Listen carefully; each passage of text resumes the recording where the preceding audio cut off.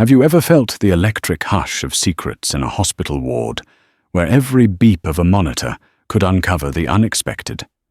Where the hush and hum of the corridors conceal silent confessions, ones that can uproot a person's entire life in a quiet room? At Johns Hopkins Hospital, a famously wealthy patient feigns a coma to manipulate the world around him. But when his devoted nurse, a woman whose resilience was forged through adversity, offers a heartfelt confession, unaware he can hear every word, everything changes. Today you'll witness betrayal, love, courage, and the raw power of truth. Prepare for the unimaginable. Ethan Garrick had always enjoyed watching people squirm under his gaze, an almost predatory thrill. Born into privilege, he'd never lacked a thing. For decades, his business acumen had turned a modest inheritance into a sprawling empire of real estate and tech investments. He was no stranger to tabloids, shrewd mogul, ruthless businessman, and sometimes even philanthropist, though he only donated to keep up appearances. When a routine checkup revealed Ethan had a rare neurological condition, the entire city held its breath. After all, nobody expected a seemingly invincible tycoon to show weakness. But there was a twist, though. Ethan's condition wasn't dire. It was complicated enough to warrant a hospital stay at the esteemed Johns Hopkins Hospital. Publicly, doctors announced that Ethan had slipped into a coma due to an unexpected complication. The truth: Ethan wasn't actually comatose, he was wide awake. His specialized doctor, Dr. Anthony Salazar, had advised that he remain in a medically monitored environment for a few weeks, but Ethan, with his lust for control, decided to take this opportunity to fake unconsciousness. He wanted to see who would visit, and more importantly, what secrets they might spill in front of a man who supposedly couldn't hear them. He had asked Dr. Salazar to keep his secret, pressuring him with potential funding for hospital expansions and research grants. Money, after all, opened a lot of doors and shut just as many mouths. Yet Ethan could not anticipate the cost of this charade. Enter Nurse Vanessa Turner. She had been assigned to care for Ethan, and though many staff members whispered rumors of his calculating nature, she chose to remain professional. A proud Baltimore native and a Johns Hopkins scholarship graduate, Vanessa had tirelessly worked her way through nights of study and days of hospital rotations. She was known for her gentle touch and boundless empathy, which had earned her the trust of even the most irritable patients. But beneath her kind smile and reassuring tone lay a quiet determination. Raised in a single-parent household, she had learned to navigate adversity from a young age. Her mother Rose had worked 2 jobs to give Vanessa and her younger brother Jamal a decent life. Still, life in West Baltimore had not been easy. Vanessa had watched friends fall into cycles of hardship, and she'd sworn never to let those traps destroy her future. Now, as she arrived for her first shift with the supposedly comatose millionaire, Vanessa felt a tremor of apprehension. She'd worked with unconscious patients, but none had the notoriety of Ethan Garrick. In the hush of the private suite, monitors beeped in steady rhythms. Vanessa studied the man lying quietly, sharp cheekbones, well-kept hair, and an air of pomp, even in slumber. Had Vanessa known about Ethan's ruse, she might have hesitated, because secrets once revealed can change everything.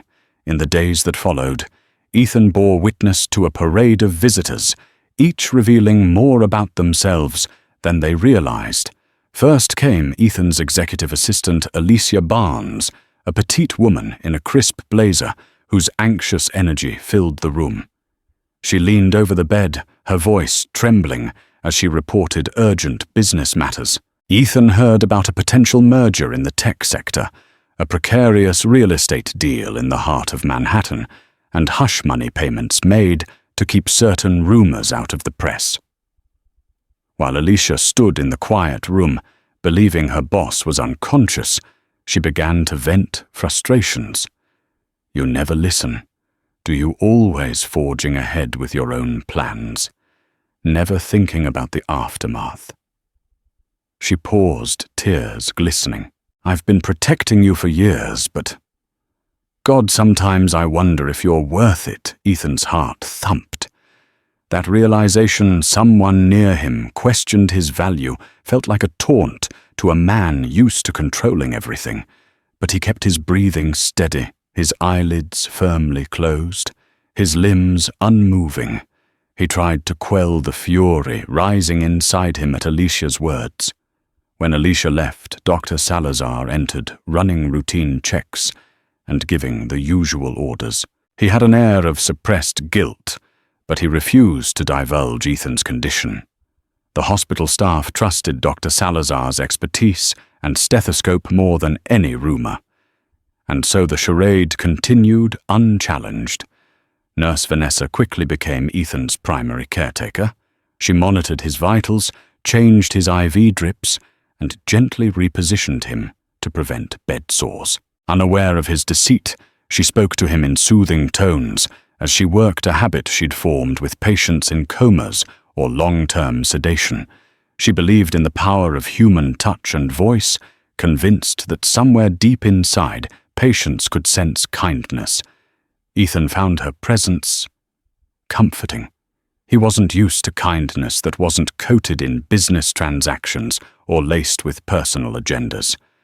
Each time she arrived, he felt her genuine warmth. As she read his vital statistics or recorded notes on her tablet, he caught wafts of her lavender-scented lotion, a subtle reminder that she carried her own small joys. One late afternoon, Ethan listened as Vanessa hummed an old Sam Cooke tune under her breath. An unbidden sense of curiosity bloomed within him. He'd never paid attention to such mundane details in other people, what song they hummed, or the subtle tension in their posture.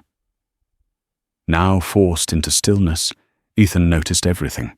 That same afternoon, Vanessa fielded a call on her cell phone in his room. She'd apparently forgotten to switch to silent mode. She stepped aside to take the call, voice hushed, but Ethan still managed to catch snippets. No, Jamal, I can't lend you more money right now. I love you, but you've got to make better choices. It was the first glimpse into her personal life, a puzzle piece Ethan would later realize was crucial. The next day, Ethan's ex-wife, Lillian Garrick, swept into the room like a thundercloud in Chanel heels. Their divorce had been bitter. Tabloid headlines had feasted on it for months. Tycoon's bride seeks half. His empire was one such sensational claim. Though in truth, Lillian had asked only for a fair settlement, Ethan had used every legal trick to minimize her payout, leaving her with less than she deserved. Now seated by Ethan's bed, Lillian seemed torn between lingering resentment and a glimmer of concern. As she spoke softly, Ethan listened. I still hate that you humiliated me, Ethan. But seeing you like this, I can't say I wished this upon you. Her voice wavered. You always wanted control of your life, of my life, of everything. Now you can't even open your eyes, can you? Isn't it ironic? Ethan fought the urge to twitch. Lillian's words stung his pride. He remembered the ferocity of their marriage, passionate beginnings followed by a tumultuous end, when she leaned in closer. Her breath catching Ethan, almost expected a tear to fall. You might never hear this, but I did love you once. If you ever wake up, maybe we can talk properly this time. Without the lawyers. When she left, Ethan wrestled with an unfamiliar sense of regret.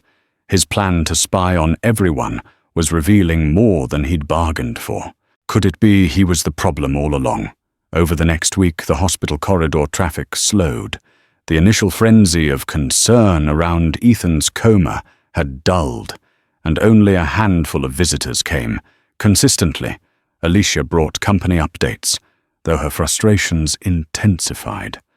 Lillian visited twice more, each time leaving Ethan pensive doctor. Salazar came daily, his face creased with guilt-ridden lines that deepened each time he updated the staff on their difficult patient's unresponsive state. Nurse Vanessa, however, never missed a shift. She tended to Ethan with steadfast devotion, adjusting his pillows, massaging his arms, and checking for signs of bed sores. She continued to speak softly, telling him about her day and her worries about her brother. Some days she seemed especially burdened. Her phone buzzed with urgent messages, and she'd step outside, returning with a heavier expression. One evening, just as dusk painted the hospital windows in warm orange hues, Vanessa sank into the chair beside Ethan's bed.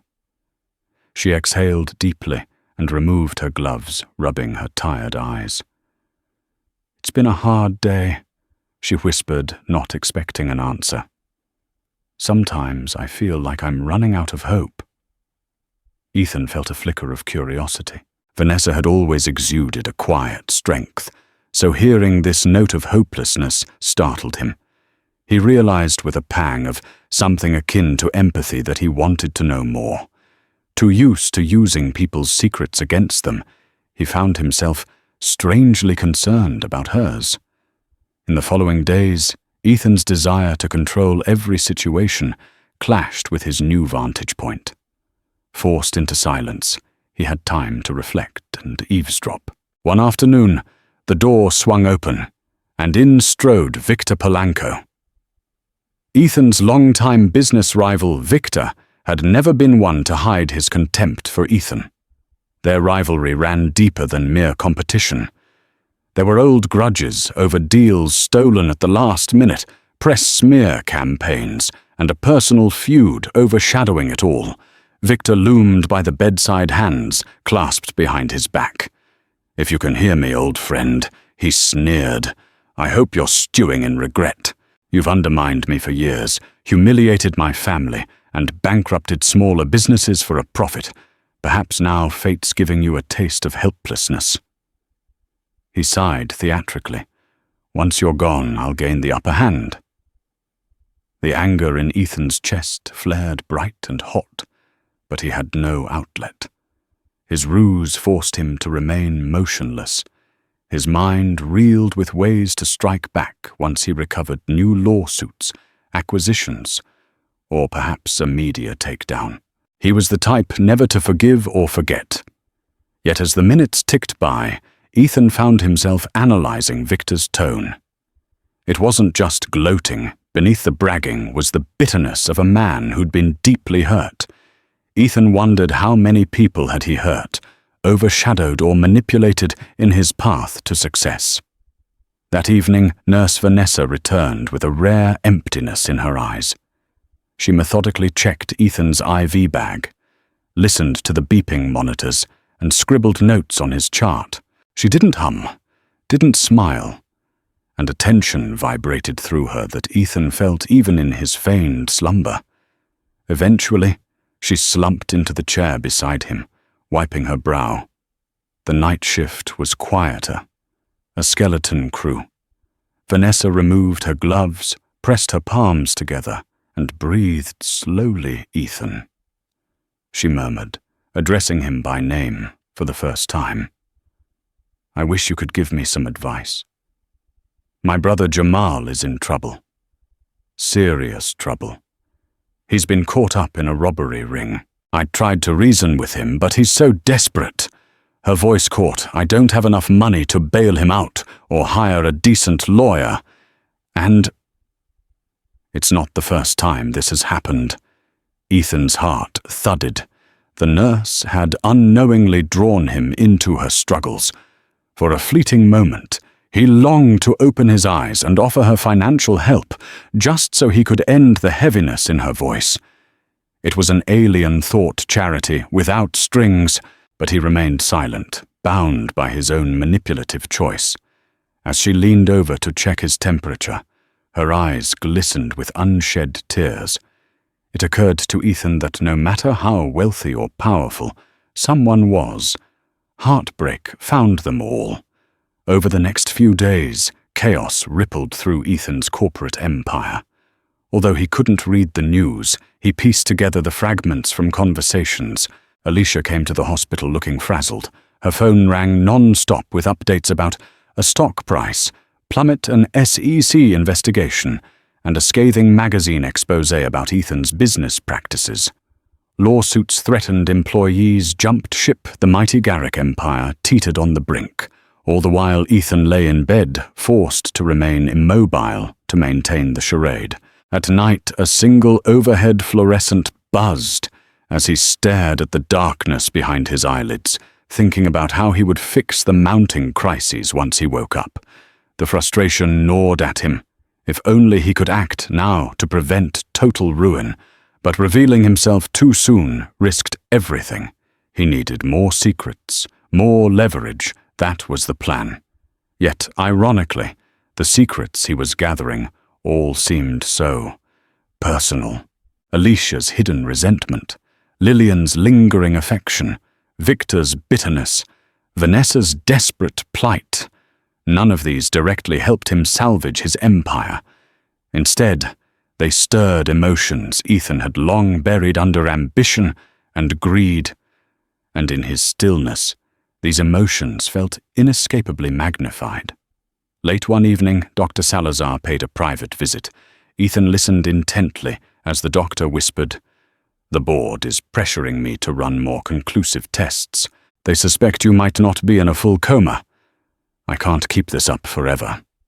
Ethan, you need to decide your next move." The next morning, the tension in the hospital corridors was palpable. Dr. Salazar's ultimatum hovered in Ethan's mind. Meanwhile, Vanessa took Ethan's vital signs with methodical precision. Though her eyes flickered with stress, she seemed short on sleep, her hands trembling as she wrote on his chart. Just as she finished checking his IV, her phone buzzed. "Vanessa," she answered quietly. "Yes, I know I'll—" She paused, voice tight. "Jamal, I can't keep covering for you. You made a deal with dangerous people and—" She exhaled sharply. "I don't have that kind of money." Another pause. "Then I'll figure it out." She hung up, leaning against the wall, eyes closed in despair. Ethan felt an unexpected twinge. For a moment, he forgot the illusions of power and deception. He thought of the times in his own life he had needed help and found none. He remembered an instance of hidden loneliness back in his youth when he realized most people around him wanted only his money or his family's influence. Something snapped. He was a man who'd dedicated his life to controlling situations, but here he was hearing a nurse's plea for help. Someone struggling not with corporate fiascos, but with something raw and deeply human. There was a jarring difference between a man who had everything and a woman fighting for a loved one's freedom. That evening, under the veil of nighttime stillness, Vanessa lingered at Ethan's bedside. All other staff had gone on break or left for the day. The hum of machines and distant footsteps filled the sterile air. Vanessa's gaze flicked across Ethan's face, her expression troubled. She began speaking softly, almost as though confessing to a sleeping priest, unaware she had a fully conscious audience. "I don't know how to do this anymore," she whispered. "I've taken extra shifts borrowed from friends, tried every legal route, but Jamal keeps making bad choices, and I'm drowning with him. The money I saved is gone." She took a shaky breath. "And yes, it hurts that no one sees how hard I've worked, just like you might never see it lying here in your fancy private suite." Ethan fought every instinct to open his eyes, to speak, to do something. There was a rawness in Vanessa's voice that he recognized from his own darkest nights, loneliness and fear. Suddenly, his entire plan felt sordid. He was using her trust and vulnerability for entertainment, or at best for personal advantage. A man who prided himself on controlling everything now found that true empathy was unraveling his old world view.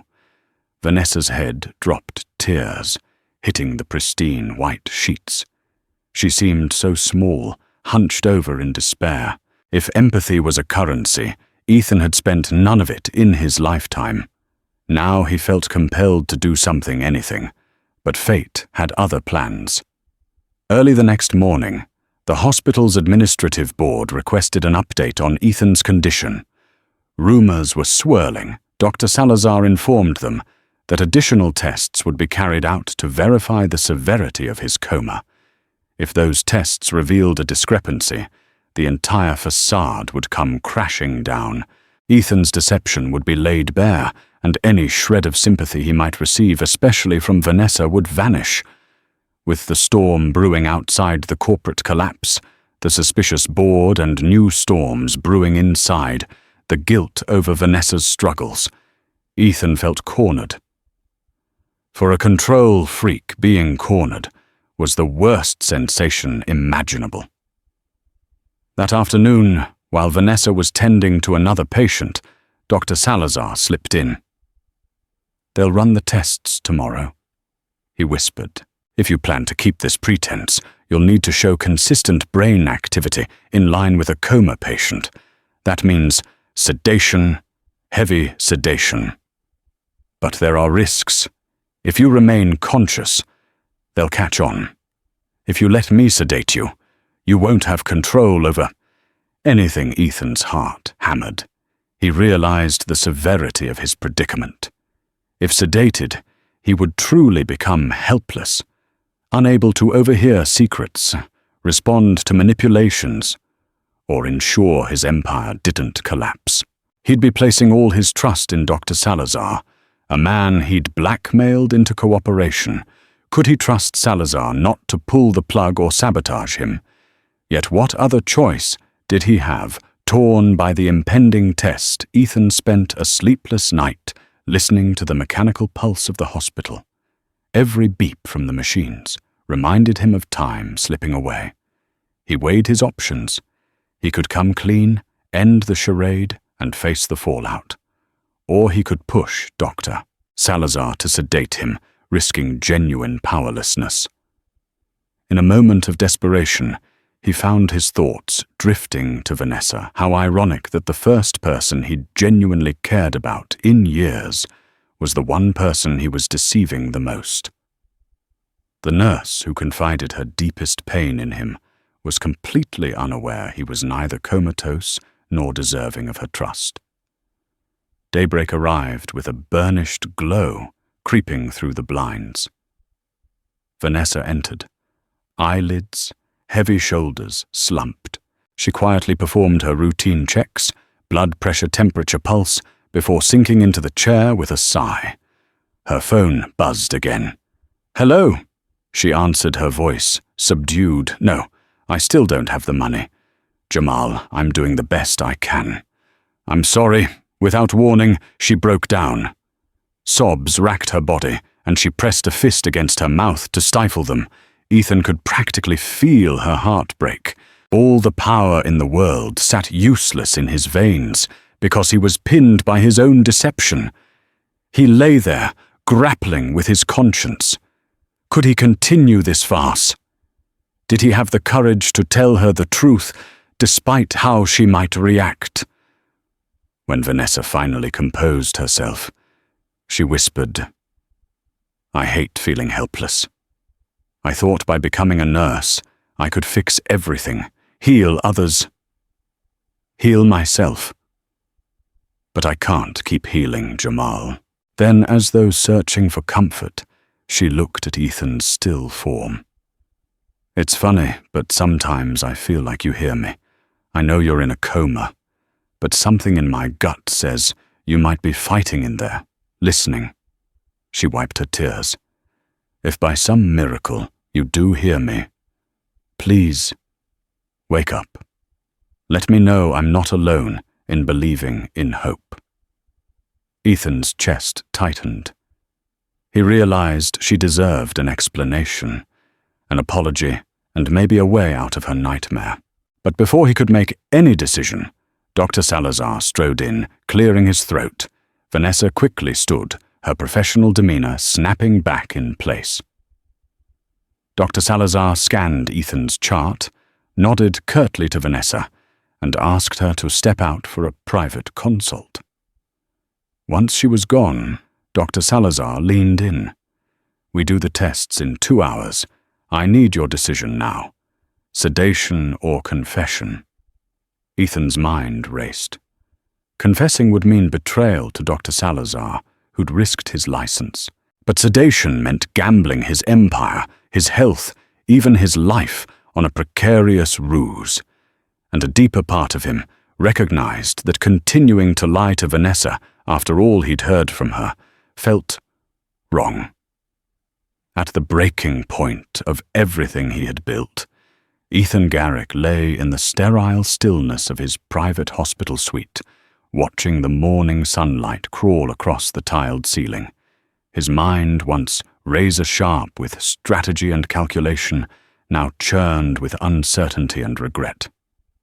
Salazar's warning echoed in his ears. Sedation or confession. There would be no more time to stall, no more room for maneuvering. The weight of silence pressed down on him.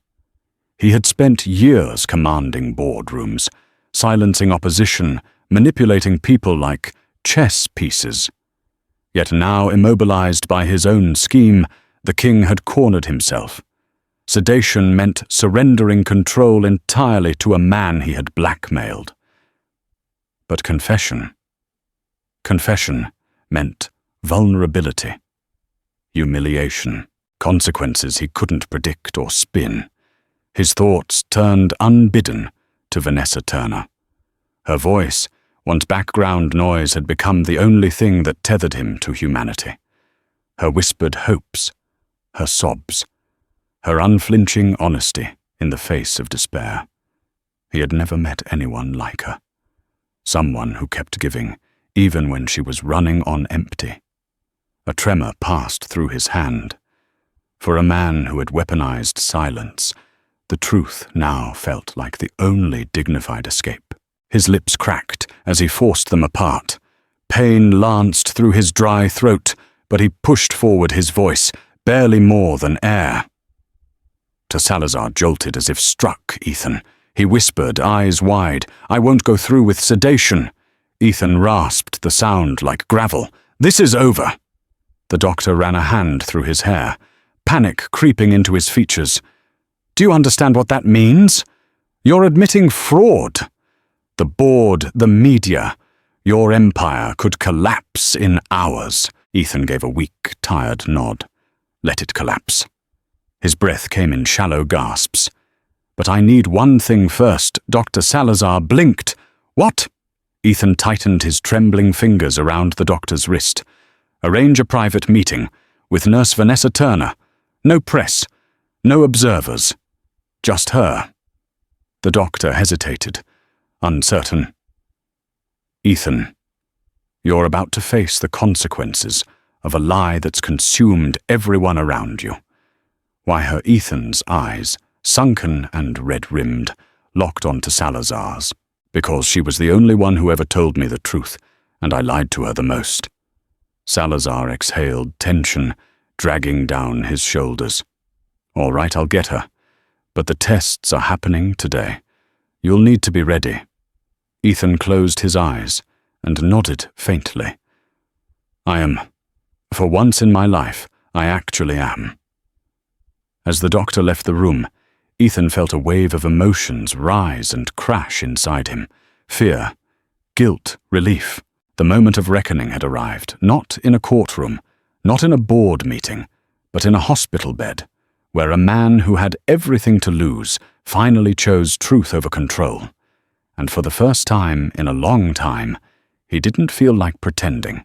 Less than an hour later, Vanessa walked back into the private suite, her eyes flitting nervously between Dr. Salazar and the man on the bed. The doctor made a curt excuse and slipped out, leaving Vanessa and Ethan alone. She drew closer to the bedside. Dr. Salazar said, "You wanted to see me." Her confusion was apparent. How could a comatose patient request her presence? For a moment, Ethan couldn't speak. He mustered courage, parted his lips, and then he did the unthinkable in her eyes. He slowly opened them. Vanessa dropped the chart in shock, her breath catching as she took a step back. "You," she stammered. "Your eyes are open." Ethan fought the dryness in his throat. "I'm sorry," he rasped, voice barely audible. "I've been awake this whole time." Vanessa's confusion morphed into disbelief, then anger. "What do you mean? You've been faking." She stared at him, tears threatening to well up again, this time fueled by a sense of betrayal. Ethan nodded weakly, shame twisting his features. "I never meant to hurt you. It started as a way to see who my real allies were, to gather information." He lowered his gaze. "Then I heard your confession about Jamal, and I realized I couldn't keep doing this." Vanessa's lips trembled, a swirl of emotions raging on her face. "You used me. You let me speak to you like you were unconscious." "You heard everything I did," Ethan admitted. The beeping monitors seemed louder, mirroring his erratic heartbeat. "And I can't undo that invasion of your privacy, but I can try to help now that I'm myself again." "Help?" Vanessa echoed, incredulous. "You've spied on your visitors for weeks, visitors who thought you couldn't hear them. Now you want to help me?" She shook her head, tears brimming. "You have no idea how violated I feel." Ethan swallowed hard, his voice unsteady. "I deserve your anger, but please let me explain. I never expected." He closed his eyes, searching for words. "I never expected to feel guilt, to care about anyone else's life but my own." A pained look crossed his face. "I know this is going to explode publicly soon. I'll probably lose everything. My reputation, maybe my company, my freedom. But before that happens, I want to do something right." Vanessa blinked, her tears now sliding down her cheeks. She stared at the once powerful mogul, now bedridden and fragile. She could almost feel the sincerity in his voice, yet she struggled to reconcile it with the man who had deceived everyone. "My brother is in trouble, yes," she said, voice shaking. "But why should I trust you?" Ethan's gaze didn't waver. "Because I have resources. I can hire the best lawyer, pay his debts, maybe get him a fair deal. I know money can't fix everything, but it can fix a lot. And this is my apology, not just in words, but in action." Vanessa opened her mouth to retort, but words failed her. She was torn, her moral compass spinning. Accepting help from a man who had betrayed her trust felt wrong, but refusing meant letting her brother spiral further into ruin. She glanced at Ethan's hollowed cheeks and trembling fingers, noticing a vulnerability she'd never seen in him before, mainly because she'd never truly seen him awake. After a strained silence, she exhaled, "I can't process all of this. You broke my trust. You broke the hospital's trust. And you're only coming clean because the tests would have exposed you." Ethan nodded, his shoulders sagging. "I know I don't expect forgiveness, but if there's a chance to help you help Jamal, I'll do it." Vanessa wiped at her cheeks. "We'll see if you actually follow through." She pulled out her phone, and after a moment's hesitation, called Dr. Salazar back in. The doctor appeared, his face a mask of tension. "Ethan, Dr. Salazar began the boards expecting me in an hour. They'll want to perform the tests." "What do you want me to say?" Ethan dragged a weak hand over his face. "Tell them the truth. I'm done lying." Vanessa stared at him. Arms folded, mixed into her anger was a flicker of relief. For better or worse, the deception was ending, and the consequences were about to begin. By midday, the hospital board members, accompanied by a small press contingent, that had gotten wind of new developments gathered outside Ethan's room. Tension crackled like static in the hallway. Dr. Salazar met them, explaining that Ethan had regained consciousness mere hours before. The board demanded more details, but the doctor maintained that only a detailed neurological exam could clarify Ethan's current state. Behind the closed door, Ethan and Vanessa braced themselves. Their lives, once so separate, were now entwined by a scandal. Ethan worried about the wave of media frenzy that would follow speculation about the authenticity of his coma, the potential for lawsuits, the damage to the hospital's reputation. Vanessa, meanwhile, dreaded how this fiasco might tarnish her career. Would anyone believe she was an innocent bystander? The door swung open, admitting the hospital board, an official from the press, and a staff lawyer. Microphones were hastily set up. Cameras flashed. Ethan shielded his eyes, squinting. Garrick began, one of the board members. Reports indicate you have been conscious for some time. Yet hospital records show a coma diagnosis. We need an explanation. Ethan cleared his throat. Nerves jangling. I fully admit I deceived everyone. I woke up earlier than reported. It was wrong. I apologized to Johns Hopkins Hospital and the staff. He glanced at Vanessa, especially to Nurse Turner. The room erupted in murmurs. Microphones hovered closer. Vanessa's heart hammered as she realized there was no going back. Outside in the hallway, a cacophony of reporters clashed with hospital security. The scandal had all the ingredients for media sensation: a high-profile patient, a revered institution, and a secret deception. Inside, the board members conferred in hushed but urgent tones. Finally, the lead spokesperson addressed Ethan with a stony expression.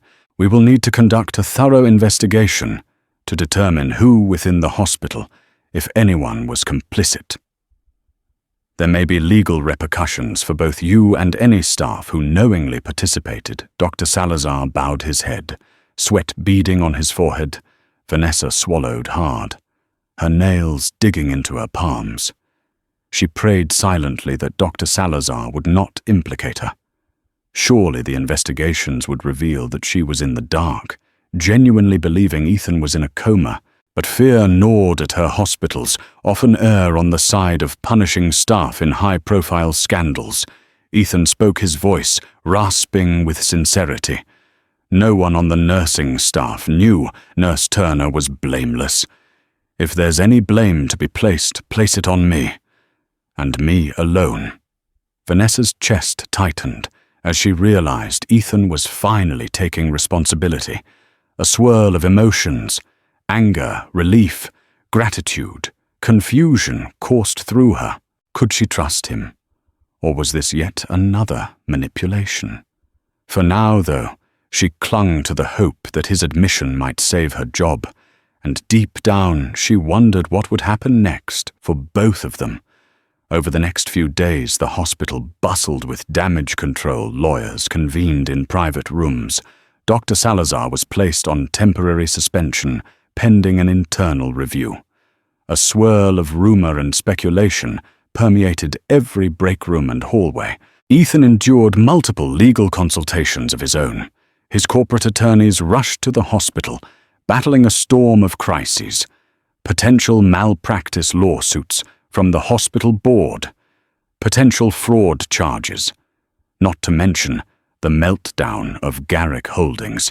Stock prices tanked. Key investors threatened to sue for reckless behavior. In a matter of days, Ethan watched the empire he'd spent a lifetime building teeter on the brink of collapse. Amid all this turmoil, Nurse Vanessa Turner kept her head down, diligently performing her duties. She half expected the hospital administration to dismiss her, but so far no official word had been given. She avoided the press, who lurked in corridors, hoping to pry a sensational quote from the nurse who cared for the fake coma patient. But one evening, as she prepped medication trays, her phone buzzed.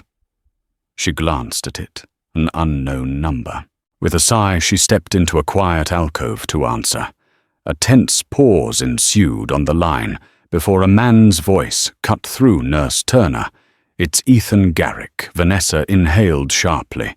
"Mr. Garrick, how did you get my number?" A slight cough on the other end. I asked Dr. Salazar. "Please don't hang up. I'm calling about your brother." Vanessa's pulse quickened. She glanced around the corridor to ensure no one overheard. "Why are you calling me about Jamal?" Ethan's voice was softer than she'd ever heard it.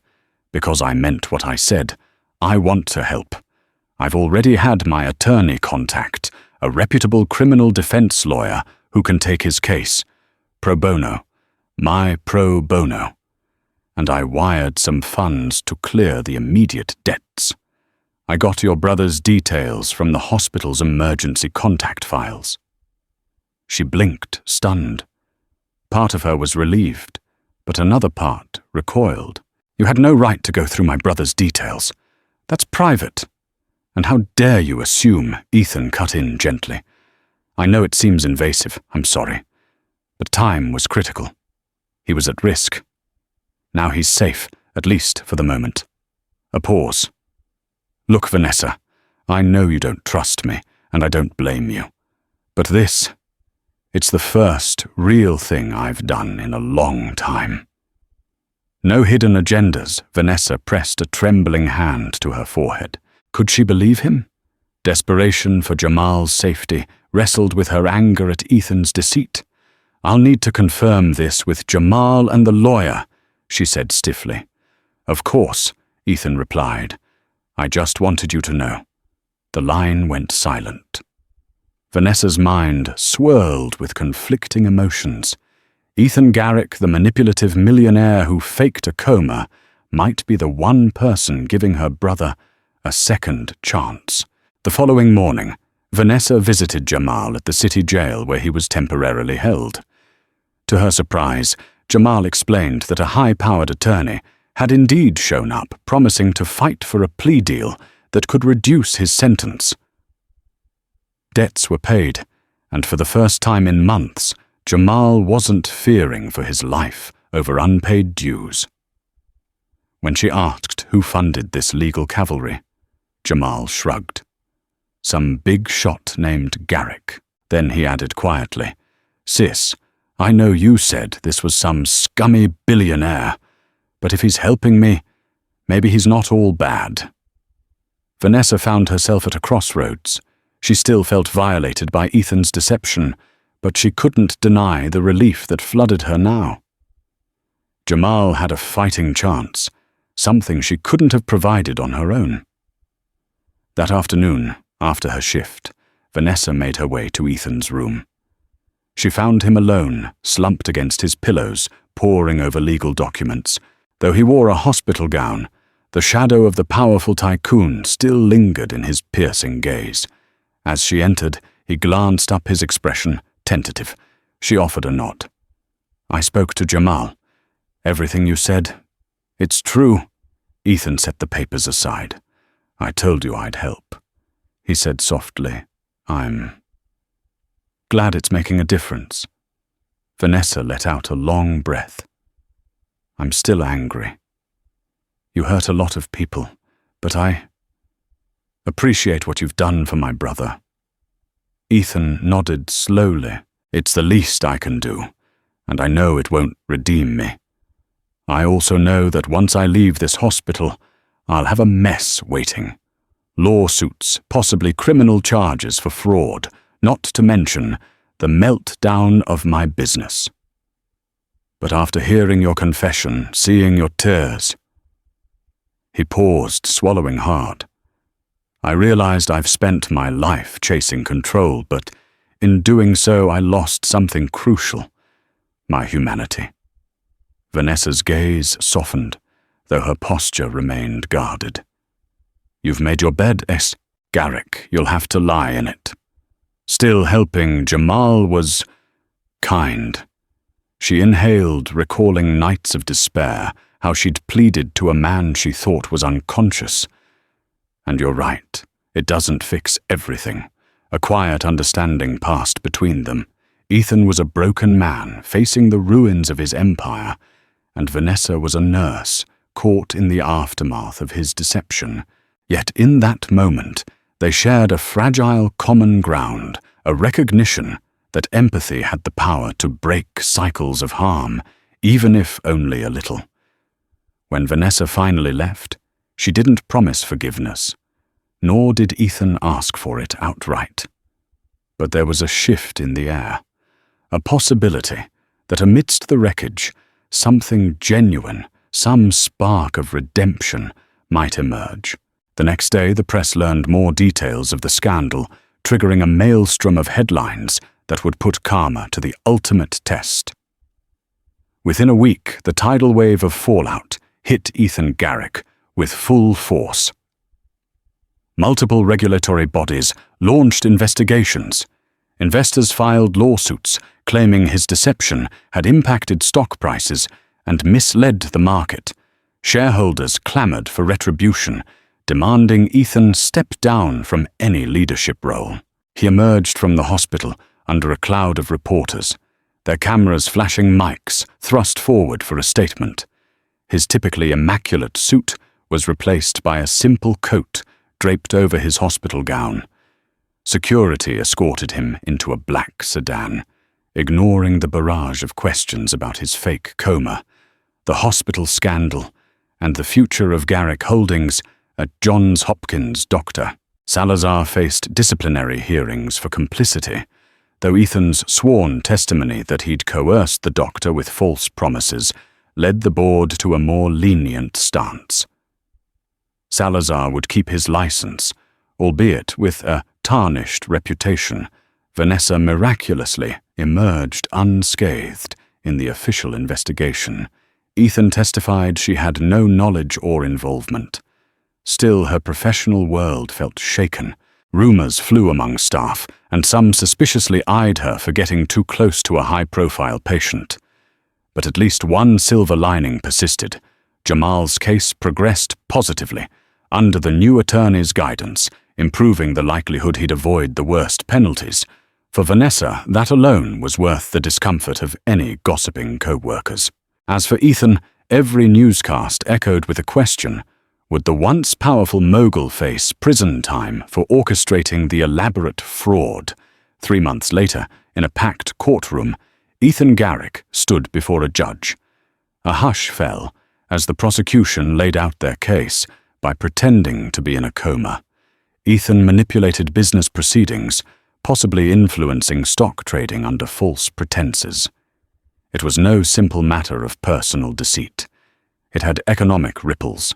Ethan's attorney argued that while morally reprehensible, no direct criminal intent to manipulate the stock market was proven. The coma ruse might have been unethical, but was it illegal? The gallery buzzed with speculation. Vanessa watched from the back row, her heart a tangle of conflicting emotions. On the one hand, Ethan's actions had caused chaos and heartbreak. On the other hand, he'd displayed remorse, especially in how he'd assisted Jamal. She wondered if redemption was truly possible for a man like Ethan. Finally, the judge delivered a verdict. Ethan was found guilty of several counts of fraud and conspiracy to obstruct a hospital's procedures, among other lesser charges. However, he was acquitted of the most severe securities. Fraud allegations due to insufficient evidence. The sentence handed down was a combination of substantial fines, so large it would cripple even his considerable wealth, and 2 years of imprisonment, with the possibility of parole in 1 year for good behavior. A mix of gasps and murmurs rippled through the courtroom. Ethan stood stoic, shoulders taut. His entire life had led him to this moment. And now the final chapter of his old identity was being written. After the sentencing, Ethan was escorted out in handcuffs, the cameras flashing like a final crescendo of his once lavish life.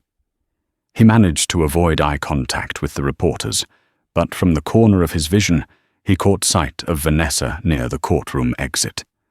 Her expression was solemn, but there was no glee or hatred there, just a quiet, contemplative sadness. A few weeks later, Vanessa found herself outside the penitentiary, responding to a letter Ethan had sent. It was an unusual request. He'd asked to see her to talk face to face before he settled into his new routine behind bars. She hesitated initially, but agreed, compelled by a lingering sense of unfinished business. Seated in a sterile visitation room separated by glass, Ethan looked thinner, the arrogance stripped away. He picked up the phone with trembling hands. "Thank you for coming." Vanessa nodded, her voice subdued over the line. "Why did you ask me here?" Ethan let out a breath. "I'm not asking for forgiveness. I know I'm paying for what I did. But you're the one person whose belief in kindness changed me. I just wanted to say, I'll keep funding Jamal's lawyer, even from here. My attorneys are arranging everything. He'll have the help he needs." Vanessa's throat tightened. "Thank you," she managed. Part of her hated that she felt gratitude. Another part recognized that even behind bars, Ethan was trying to make amends. Months rolled by. Vanessa threw herself into her work, taking advanced nursing courses and participating in volunteer clinics. Meanwhile, Jamal's case concluded with a reduced sentence and mandated rehabilitation programs, giving him a genuine shot at turning his life around. As for Ethan, from behind prison walls, he began a journey of self-reflection. Stripped of luxuries, forced into a strict routine, he found a sense of clarity he'd never had. Therapy sessions mandated as part of his sentence cracked open his old traumas. He confronted the losses he'd never mourned, the illusions he'd built around wealth and power. One day, Vanessa received a letter from him. It detailed how he'd joined a prison literacy program, helping fellow inmates learn to read and write.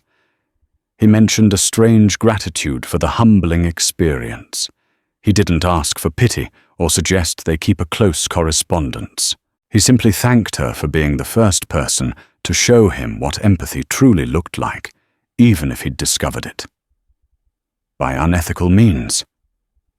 Vanessa folded the letter carefully, tears brimming in her eyes. In the privacy of her small apartment, she whispered, "Maybe you really did change." Deep down, she recognized that redemption wasn't linear. But perhaps for Ethan, the hardest step, recognizing he needed to change, was the one that would pave the way for some sort of reconciliation with the world he had once deceived. By the time Ethan completed his prison term, granted parole after 18 months for good behavior, the world had almost moved on from the scandal. Other headlines took center stage. Garrick Holdings was dismantled and sold off in parts. New business tycoons replaced his name in the financial pages. When he stepped out of the prison gates, the clothes on his back were modest, and the first breath of free air felt like both a relief and a jolt.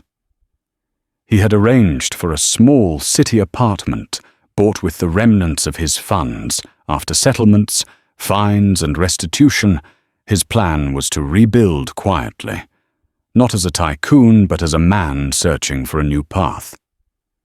He hesitated before a payphone outside the prison yard, fingering a slip of paper with a number. With a dry swallow, he dialed. "Hello." The voice on the other line was hesitant, but distinctly familiar. "It's me." "Ethan." He paused, nerves jangling. "I'm out now." Vanessa took a beat. "Yes, I heard. How are you alive?" he answered simply. "I'd like to meet you somewhere, public if you're comfortable. Just to talk. I won't take much of your time. But I owe you at least a coffee something." Vanessa hesitated. "All right.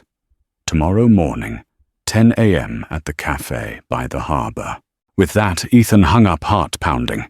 He didn't know if he deserved a second chance at genuine connection, but he intended to try.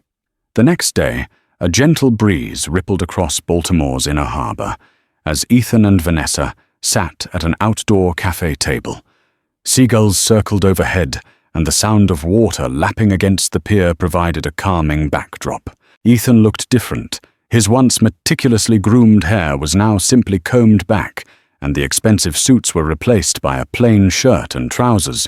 Vanessa, in her casual weekend attire, seemed more at ease than he'd ever seen her, though her eyes held cautious curiosity. They sipped coffee in silence for a moment, each grappling with the weight of their shared history. Finally, Vanessa cleared her throat. "How does it feel to be out strange?" he admitted. "I don't have an empire waiting, no deals to close, no staff scrambling to please me, but it feels honest in a way." He swallowed hard. "I know I'll never undo what I did, but I want to do better." Vanessa studied him. She saw sincerity in his eyes, though part of her still remembered the heartbreak he'd inflicted. After a pause, she spoke gently. "I believe people can change if they truly want to. And you did help Jamal, even when the world turned against you." Ethan nodded, eyes reflecting a cautious hope. "I'm hoping. That's just the start."